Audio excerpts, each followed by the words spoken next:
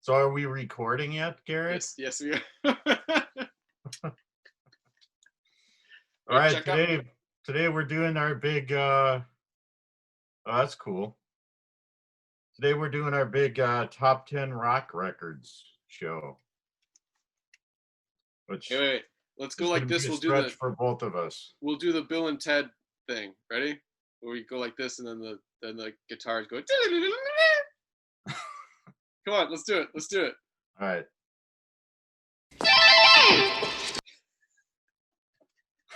All right. All right, so who's starting today? You go first. I think I went first last week. Really? Yeah. Okay.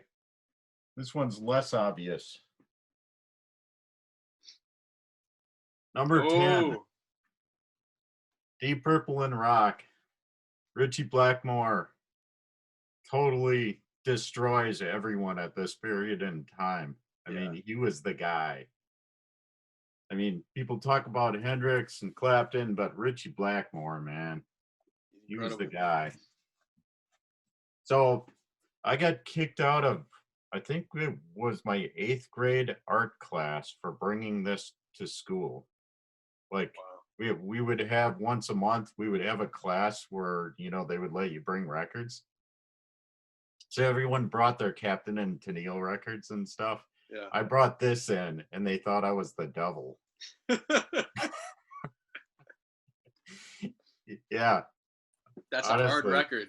It's a heavy record, man. This in a lot of people's opinions, this is the record that started heavy metal.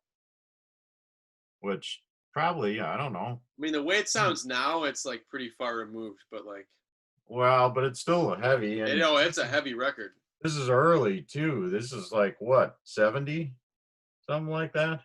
Yeah, I think so. I mean, this is for the day, man. So this is the original U.S.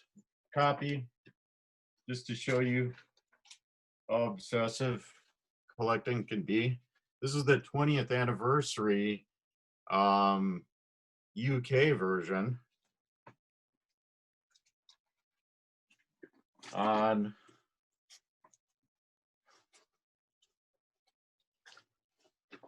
Deep Purple vinyl. Wow. And this is the original German pressing, which actually has the US cover on the back.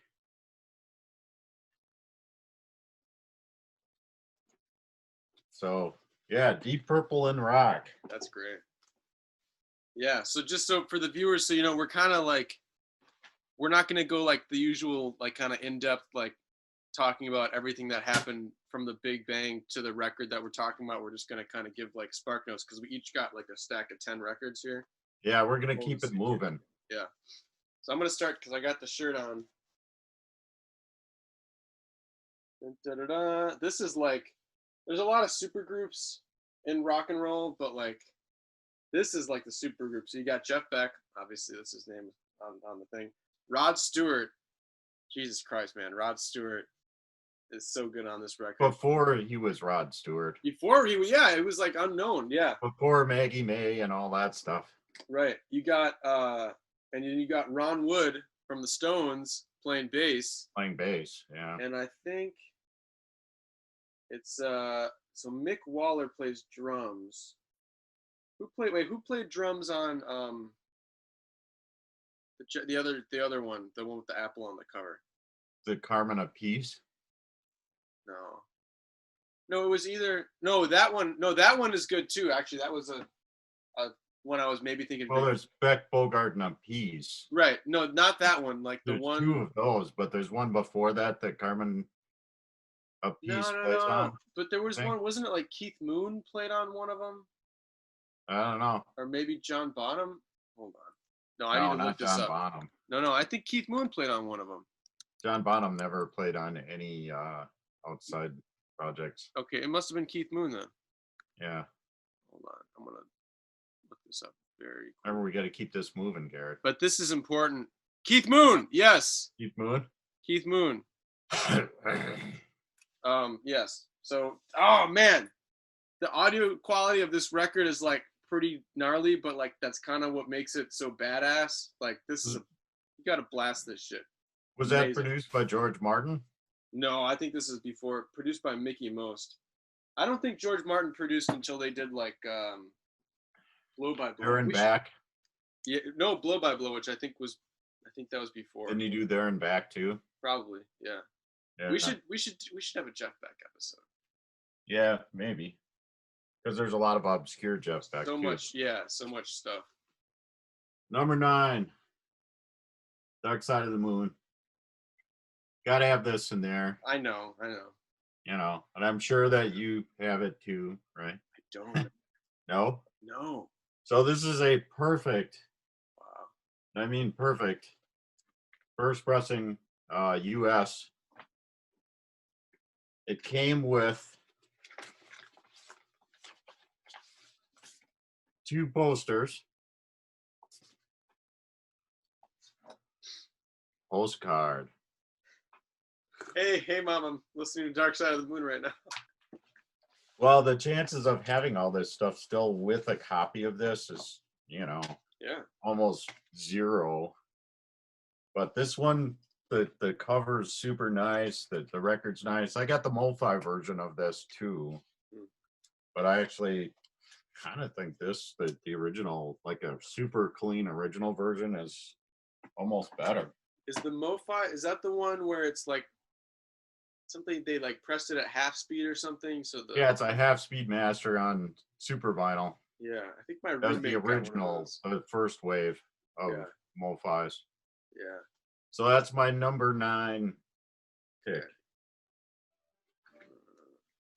We're not doing these in like a specific order, are we? Because I don't. Well, I am. Oh shit. Okay.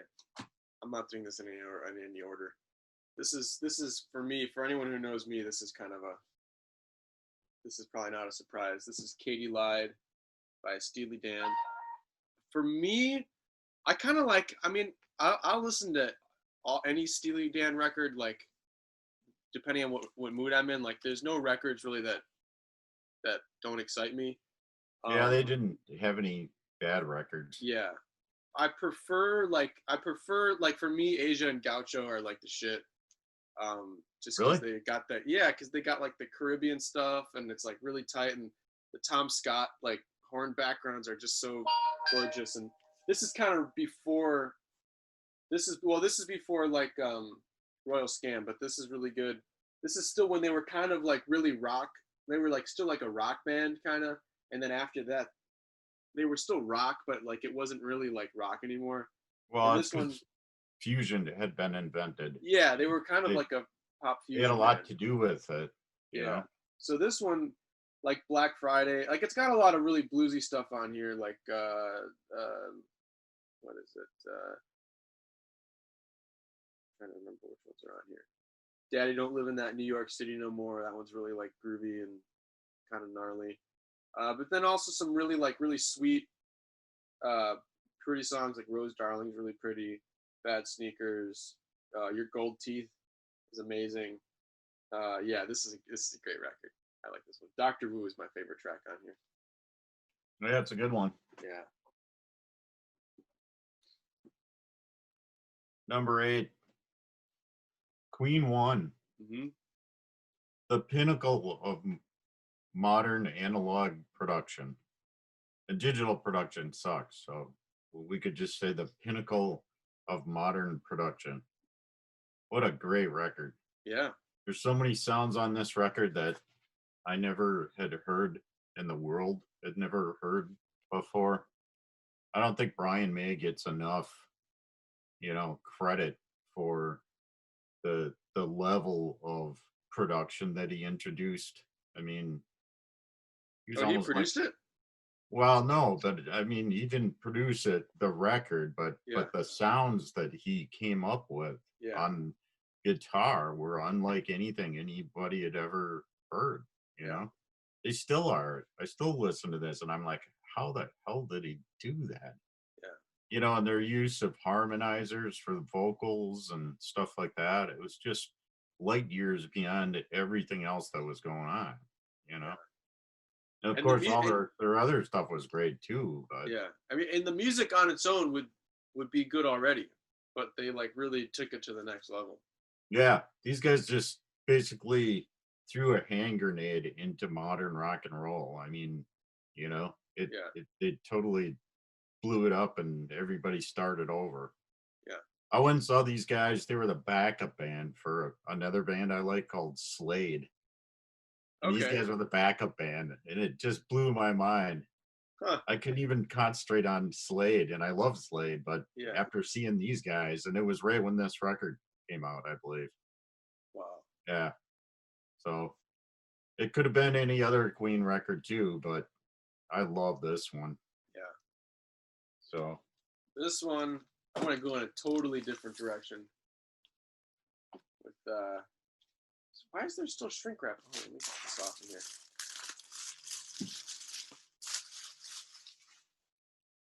Ta-da! oh yeah. Yeah.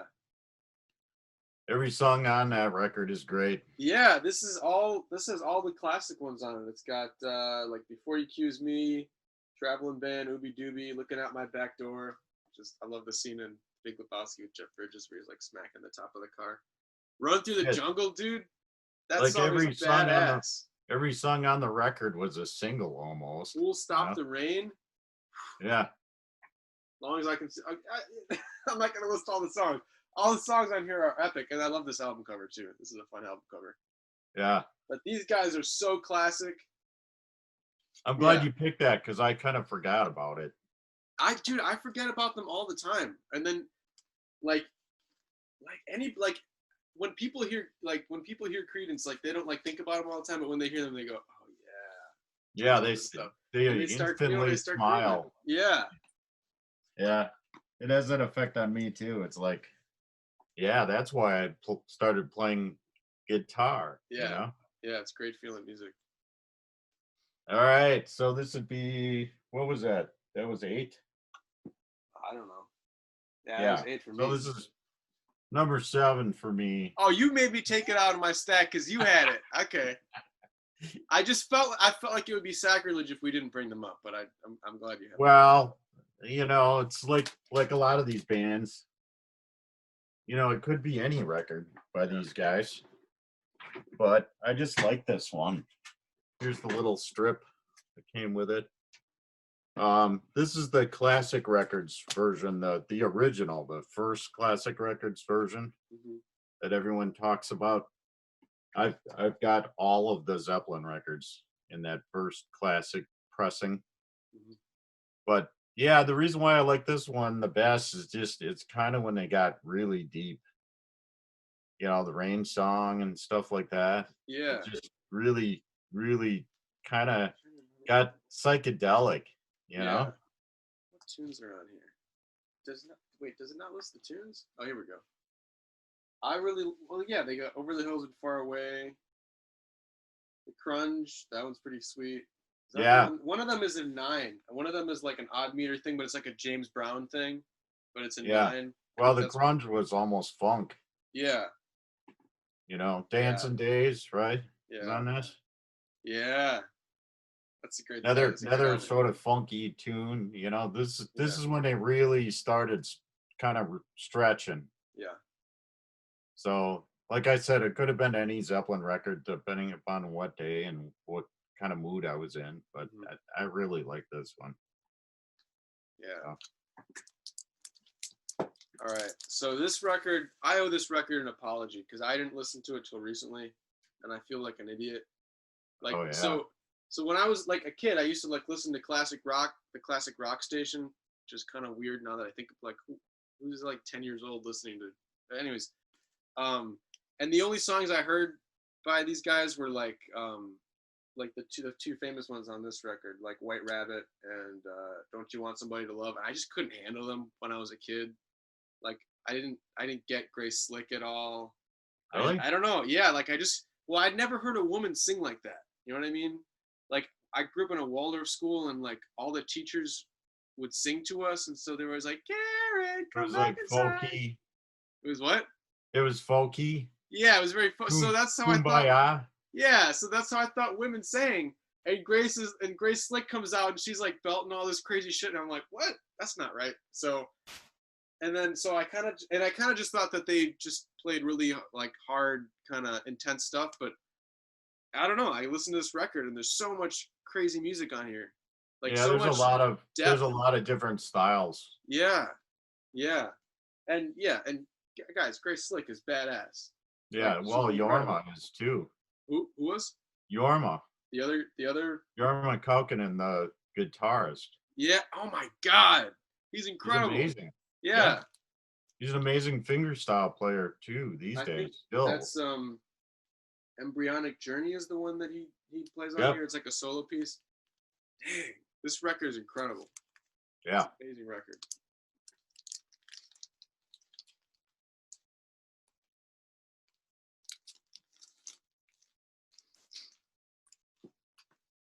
Okay, number 6.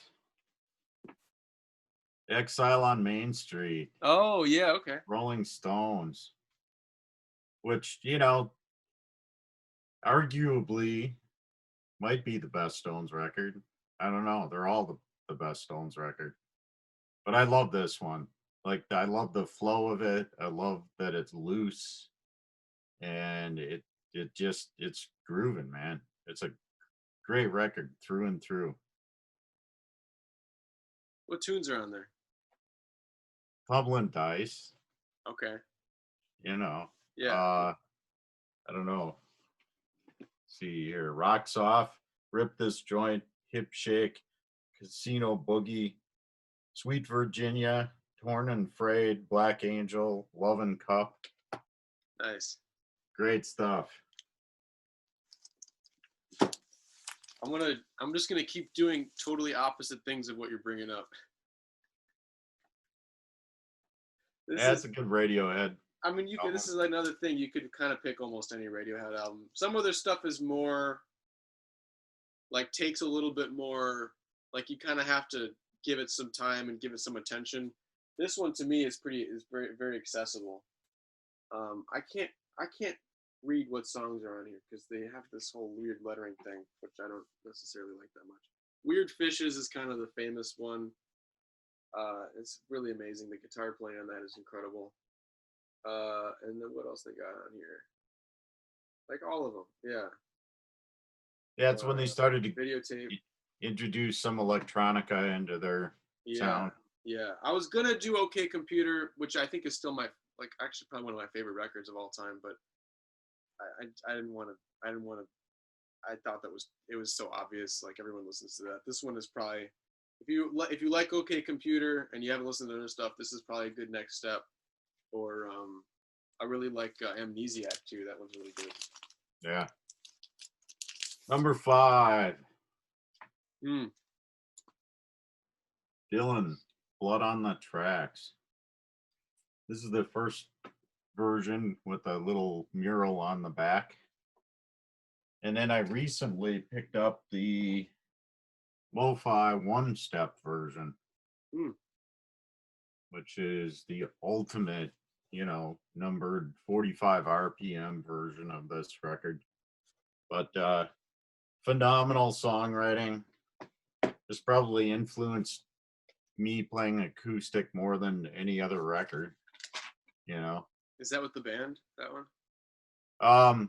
No. This was actually he recorded this twice. He recorded it once in Minneapolis and once in New York.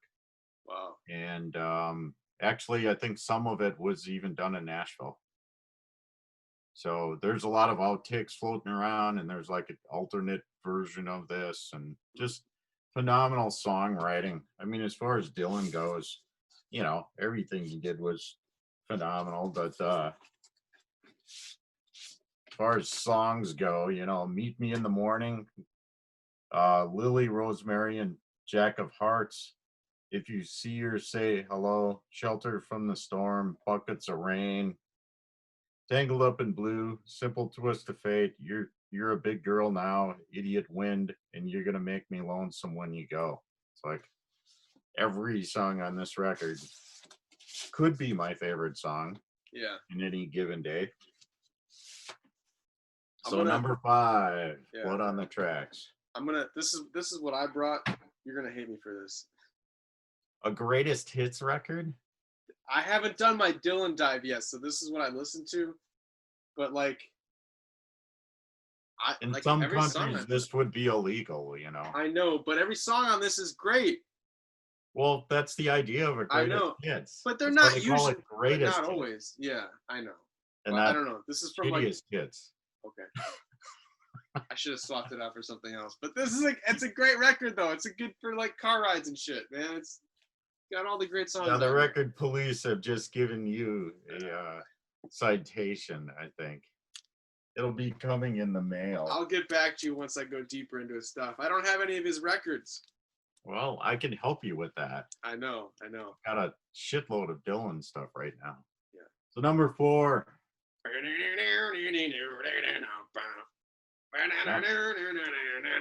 Band of Gypsys. Yeah. This is also the original Classic Records pressing, like the first Classic Records version. Yeah, there's the little sticker. Amazing record. And you can find arguably at least one of the top 3 best live records of all time. Easily, yeah. He wasn't that crazy about it. Hendrix was kind of disappointed by it, which is like surprising because I thought, yeah. But you know the deal, right? Capitol was giving him shit about having an all-black band. They sabotaged it. He owed him a record. Yeah. So he basically scheduled the concert, recorded it, and handed him the tapes and said, see ya. Yeah.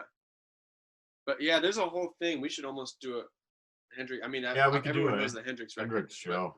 But like, they like spiked his coffee or something before one of their shows, and like after they recorded this, and they had like a horrible night, and so it gave them an excuse to like break up the group because they like you said, this like group?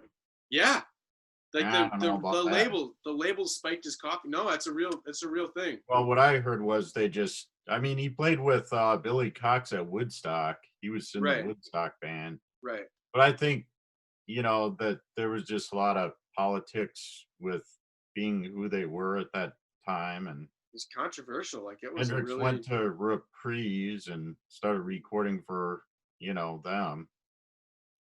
But yeah, I think there was maybe Black Panther ties is what the label thought. Probably. Some bullshit. But yeah, I mean, because they were really going into the funk thing. He's got his afro going. Like, it's a badass group, man. Yeah, what a band. Yeah. Buddy Miles, killer drummer. Yeah. Kind of withered away, at the end. I think he might have lived in Milwaukee towards the end of his life. Yeah.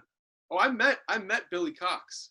Did I tell you that? Yeah, he's still around, I think. Yeah. Isn't he? I went to the Hendrix Experience Hendrix show, which was kind of, I don't know, it was just a bunch of guitar players playing Hendrix. Yeah. But it was just cool to meet him, because he played on a lot of stuff. I played on a lot of the. Well, there was a lot of versions of that. Yeah. There was one version with Phil Brown. You know who that guy is? Yeah. Oh man, that he's a monster. Yeah, he's great. I would have loved to have seen that. Yeah. He is the living incarnation of Hendrix, if there is one. Yeah. Wait, hold on. I'm gonna grab something. This isn't a vinyl, but I think it should be brought up.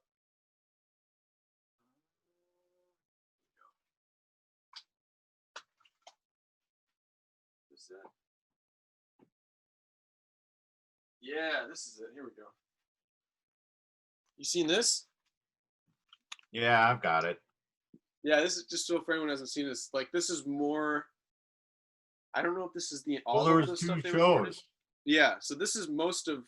I think this is most of. That stuff's up. That stuff's been out before. I've got Band of Gypsys 2. Oh, okay. On vinyl. Wow. That came out in the day. Yeah. And that was most of the outtakes, not all of them. Mm-hmm. But also, if you buy Band of Gypsys on a UK or German version, they had like 3 bonus tracks on there anyway. Yeah. On the European version. And then they made like the Jimi Hendrix Christmas album or something, I think, too, which is, I think, from that same concert. It's got him playing like Old Lang Syne or something. No, that was from that's the one that said enjoy Coca-Cola, right, on the cover. No. It's like him and he's It was got like from the Forum, the flaming LA hair. Forum.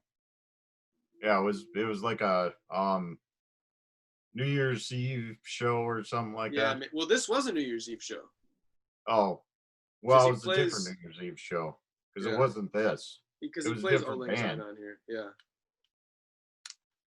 Speaking of which, this one he actually this cover's kind of epic, but he actually wasn't part of making it, and I think people got upset because it's kind of, I mean, they're kind of copying the Hindu thing, and he wasn't Hindu, and so they're just kind of stealing the look. But it looks pretty sweet. I'm not gonna lie, but it's cool. But this is All right, I shouldn't do this to you. This is really gonna freak you out, but yeah.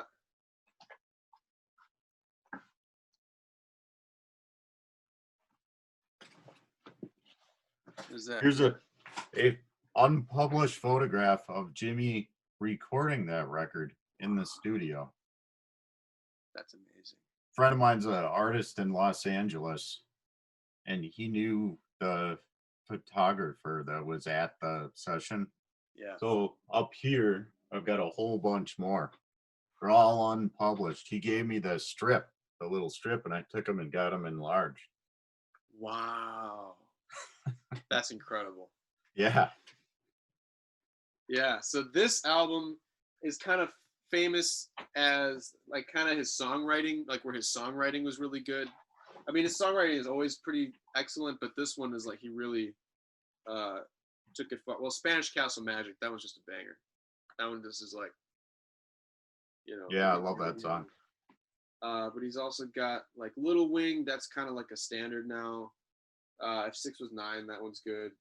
You Got Me Floating is kind of like, they had like one very British song on every record, and that was kind of one of them. And Castles Made of Sand. Woo! One Rainy Wish, that one's super underrated, I think, in his catalog. So yeah, this is one you could have just grabbed any Hendrix record, but this one is because I think we talked about how you experienced it, a few weeks ago, but this is really great. So we're getting down to it. Yeah. Number 3. And these are in order for me. For you, yeah.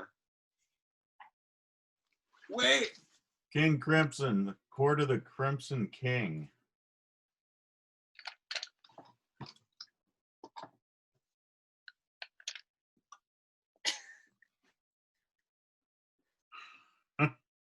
This is my King Crimson Rubik's Cube. I got Lizard. That's really bizarre. Yeah. So this is a very clean original US first pressing. And then I've also got the original MoFi version. Wow. Yeah. That record. I'll be studying this record till my last breath. Yeah. It's one of those records you never absorb at all. I think it's their best record. I didn't want to, for the longest time I kind of put it like, oh yeah, it's like it's cool. It's their first record. It's really, but like I think it might be their best record. I don't know. Well, think about the context of what else was happening, and that was like 1969, right? Yeah. That was at least 10 years ahead of its time. Yeah. I mean, production-wise, there's really nothing else that was that sophisticated, I don't think. No. Well, like the Beatles stuff, but like. Yeah, but not in that's the where they same stole way. It from. Yeah. I mean, this is like kind of the gateway to electronica almost, Yeah. There was really nobody that was doing anything that layered. Yeah. And also just like they've always had good like ballads or good like kind of like they do like the rock thing really well, and they also do like the kind of sweeter thing, but like Talk to the Wind and stuff like that, like with Starless and stuff, they kind of approach the same level of like really gunning deep, but like man, they really like the sensitivity on that album is like just as intense as the really freak out rock kind of stuff. Yeah. Well, it was almost like I mean, Court of the Crimson King was could have been almost heavy metal. It Yeah, was almost like a rock record with the ultimate jazz sensitivity. yeah, yeah. That's There's that's an nothing incredible else record. like it. Yeah. All right, here we go. Look at this one. Oh yeah. Yeah, it's my favorite Dead record. If I had Europe '72, that's what I'd be holding up. But since I don't, this is what I'm holding up. Um, this is almost a stretch to call it a rock record, but there's enough rock on here to say it's a rock record. Um, this was, I think they had taken a break from touring because most of their songs, I won't go into the whole history thing. We might have to have a different Dead episode, but this whole album was written in the studio, so there's a lot more complex arrangements, and they're experimenting with like different modes and different time signatures. But there's some really fun music on here. So Help on the Way and Slipknot are kind of the two, like the kind of fusiony records. Like Jerry plays some like McCoy Tyner type lines on it. It's like crazy. And Franklin's Tower, like super. We played that at the Unitarian Yeah, Church. I love that song. Fun groovy tune. Crazy Fingers, man. It's like a reggae song. It just kind of like breezes on. Yeah, it's interesting how one side of that is like very accessible and fun, and the other side is like really deep and heavy. Yeah, the Blues for Allah. Oh, that's kind of like a suite. There's like a continuous suite of like 4 songs or 3 songs. Like really, really trippy and really like, whoa. Yeah. And then Sage and Spirit's like a nice like acoustic kind of instrumental they recorded. I love it. And look at this album cover, man. Woo! Yeah, that's great. Unreal. Unreal. All right, here we go. Number 2. Yeah. Yeah. Allman Brothers live at the Fillmore. Yeah. Gotta have that in there. And this is the famed Pink Capricorn.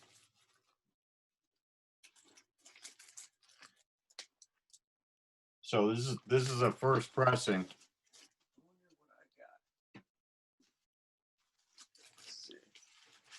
This, I think this is from my mom's collection. Yeah. Yeah, the first time I heard this, it really no. blew my mind. This is what I got. Yeah, it's a later one. Yeah. This is the first time I ever heard like really serious electric slide. Yeah. I was actually down south when I heard this the first time, standing on the beach. There's a little party going on, and they had an old burnt out car where they had a stereo set up inside it, and they started cranking this, and I'm standing on the beach, right? Sun's going down, and I hear Statesboro Blues, and I'm just like, whoa, what's that? So yeah, I never can get enough of this record. Woo! This is, ooh, man. Yeah, this is, that's an amazing record. Wow. Isn't it cool that my mom had this? Yeah. She loves the Allman Brothers. She must have been a hippie. She kind of was, but she kind of isn't. She kind of isn't. All right. This, I don't think this is a stretch to put this as a rock record. She's definitely well into this is a past rock record. being like a folk artist. So I don't know. I have a love-hate relationship with this album cover because I love the drawing, but like you can't. It says so everyone wants to know what the album name is. This is, well, it's in Braille. Yeah, it's in Braille, right? Well, it's in like, what is it called? Embossed. This is Court and Spark by the great Joni Mitchell. I think she's probably one of the greatest songwriters of all time. And this one, great band on here. John Guerin on drums. Let's see who else is on here. Tom Scott, who did all. This is kind of almost like a Steely Dan rhythm section or backup. The LA Express. Yeah, because you got Larry Carlton on here. I don't want to say that this is some of it. This is like better than the stuff he played on the Steely Dan stuff, but like as far as rhythm guitar goes, man. Well, when you come in the store, I'm going to show you a record that you need. Okay. Have you heard the early Crusader stuff that he was on? Just a little bit. Like I haven't done that much. Yeah. That was his best stuff, I think. But like mainly just like the first two songs, or the second and third, Help Me and Free Man in Paris, which are kind of the two famous ones. Man, I get goosebumps on those. They're so good. And Raised on Robbery is also pretty famous and pretty good. This is um, probably her most accessible, maybe. Like when like Mingus and like Hey Jira and stuff, I love those records, but they're a little bit more like you have to like really sit down and be like, what the hell is going on? Yeah, What's she Mingus talking is about? kind of deep. Yeah. So this one's more. This she was still kind of making fun, funky music. Yeah, this is an incredible record. Let's see. Oh, here's. All right, here we go. Drum roll. Yeah. Kenn's number one. Ready for this? Drum roll. Well, I'll put it on the. Yeah, yeah, okay. Neil Young, Harvest. I'm absolutely in love with this record. I have been since I was a teenager. I just can never get enough of it. It's just an amazing record. It was recorded in a barn. Like there was some overdubs with the London Symphony Orchestra and stuff like that, but it's just such an organic sounding record, and it's like one of those things that shouldn't sound anywhere as near as good as it does, but it sounds phenomenal, and it was recorded in a barn. Wow. Nice. But just a really good band, Crazy Horse, and it was sort of the peak of Neil Young's writing. You know, um, just an epic record. Did you? Came Oh yeah. came with a little insert thing, but check this out. They also issued an EP version. Mm, So it's got 5 tracks on it, that's awesome. and it's like a 33 RPM 7-inch. Hmm. But the original brown label. Mhm. So I got that too. Wow. Have you seen? I think we talked about this before, but have you seen the movie Dead Man with Johnny Depp? I don't think so. You got to see it. It's like a black and white movie. They call it like an acid western, and it's like Johnny Depp gets like shot, and some Native American dude finds him and basically like takes him back to his tribe so he can get Oh like a yeah, traditional I did burial. see that. Yeah. Yeah. But the soundtrack is all Neil Young on guitar and organ, like improvised while he was watching the movie. Yeah. Dude, the soundtrack is so awesome. Yeah, I saw Neil Young like do his solo thing Wow. where he played electric guitar. Remember, you were probably in on that. My students bought us tickets. Yes, I remember that. Is that what that And was? yeah, it was like the Neil Wow. Young solo show where he was playing electric guitar and singing and playing pipe organ, and it was pretty cool. Yeah. Well, this is actually that was cool that you brought that up because my last record, maybe up towards the top. This maybe works in the first position. This is If I Could Only Remember My Name by David Crosby. Ignore the price sticker. I don't think I can get the thing off, but Jeez, Garrett. yeah. This is it's a hard record to find. So this particular pressing is like pretty, or not the pressing, but this record is like pretty beat up. Well, it's hard to Sounds good find though. it in perfect shape. I've Yeah, been trying to find a perfect one for 30 years. yeah, And I've had like 5 copies, and it's such a dynamic record. You've got to get, one with no pops and clicks to hear all the detail. yeah. And and check out the lineup on here. I mean, this has like almost everybody that we basically talked about the last 45 minutes. So like the Yeah. backup band is basically the Grateful Dead on this record, which is so cool. Like on some of them. Well, and the Birds. And the bird, yeah, yeah, yeah. So you got like, and then you got Joni Mitchell, like we just talked about her. There's Grace Clarence Slick. White. Is he on here? Yeah, pretty sure he's on there. Let's see. Jefferson Airplane guys. Yeah, Jefferson Airplane cats, like Graham Nash, obviously, Neil Young, Mickey Hart, there he is. I think Paul Weir's like the only Grateful Dead guy who wasn't on here. Maybe there's Jerry. and the music on here, it's real, like it's a really loose, like you can tell it's just like kind of a loose session, like people coming in and out doing shit. Like, so the first one is like, I won't go, this is for another time, but like, Yeah, Jack Cassidy plays bass yeah, from Hot Tuna and Jefferson Airplane. yeah. I think Yorman's probably on there somewhere, right? Let me see. Yeah, here he is. Definitely an all-star cast. Yeah. Is And Clarence on there? I thought Clarence Way was on there. I don't see his name. Oh? Was that after he died? I don't know. Yeah, it's definitely some of Crosby's best songwriting for sure. Yeah. But it's like super loose. Like there's like some jams on here that you can tell like they just set up and start playing, and they like kind of caught it on tape, and then they like what are their names, which is an amazing piece. Yeah, I bought the CD remaster of this, and I thought that sucked. Yeah, I don't know if it so quite compares, noisy. but it was like one of the most compressed, noisy, so-called remasters that I've ever heard. Yeah. Compared to the vinyl, do not buy it. Try to find a clean original version on vinyl. Yeah.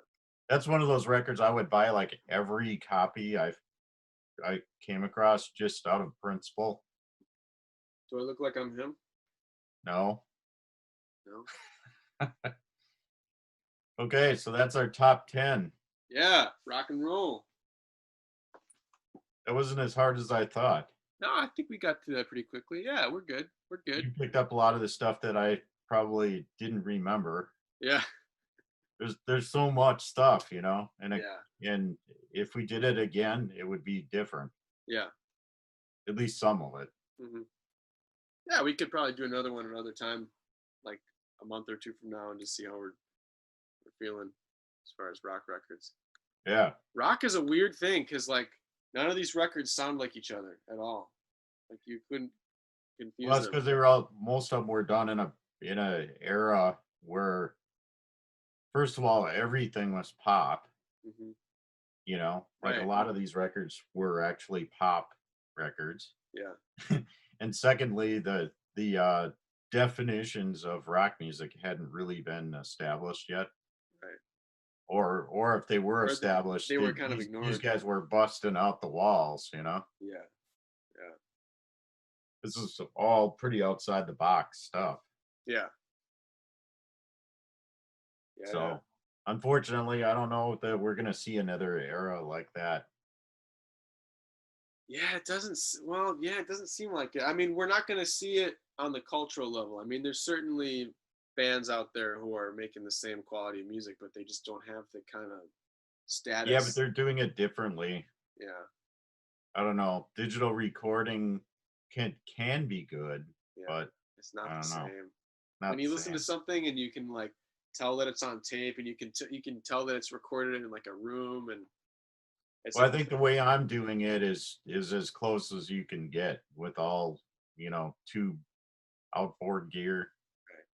You know, and then just, you know, recording it in Pro Tools. I think you need the tubes, you need the warmth.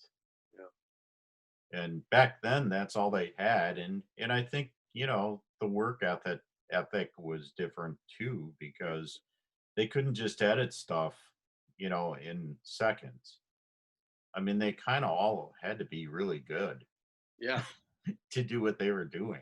Yeah. And that's what's missing today. And if you accidentally like recorded over something, you could just like hit a back button. That's horrifying to me. It is so horrifying to me. But, yeah. Anyways, rock and roll, people. All right. Next week. Oh, wait a minute. We're forgetting something. Ken. Oh, yeah. Let's say I'm like a huge classical nerd, right? I got all the Brahms. I got all the Stravinsky. But I don't have like David Crosby, right? I don't have Led Zeppelin. Like, what do I do? Should I go to Barnes & Noble?